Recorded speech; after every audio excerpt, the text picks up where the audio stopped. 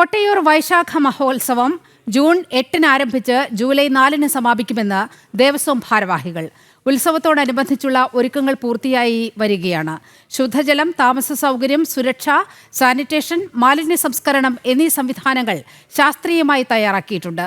പ്രസാദ വിതരണത്തിന് കൂടുതൽ കൗണ്ടറുകൾ ഒരുക്കിയിട്ടുണ്ടെന്നും ഭാരവാഹികൾ വ്യക്തമാക്കി. കഴിഞ്ഞ വർഷം അഭൂതപൂർവമായ തിരക്ക് അനുഭവപ്പെട്ടിട്ടും പ്രശ്നങ്ങളൊന്നുമില്ലാതെ സുഗമമായി നടത്താൻ കഴിഞ്ഞതായി Devaswom trustee N Prashanth, executive officer K Gokul, manager K Narayanan, Chandrasekharan തുടങ്ങിയവർ അറിയിച്ചു.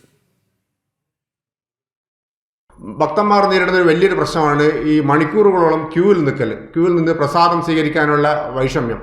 അത് പരിഹരിക്കാൻ വേണ്ടിയാണ് നമ്മൾ മണിത്തറയിൽ നിന്ന് മാത്രമല്ല കീഴ്ത്തറയിൽ നിന്നും രണ്ട് ഭാഗത്തും, ഇടത് ഭാഗത്തുനിന്നും വലതു ഭാഗത്തും ഭക്തന്മാർക്ക് പ്രസാദം നേരിട്ട് കൈപ്പറ്റാനുള്ള ഒരു സംവിധാനം ഒരുക്കിയിട്ടുണ്ട്. അത് കഴിഞ്ഞ വർഷം നമ്മൾ ചെയ്തതാണ്.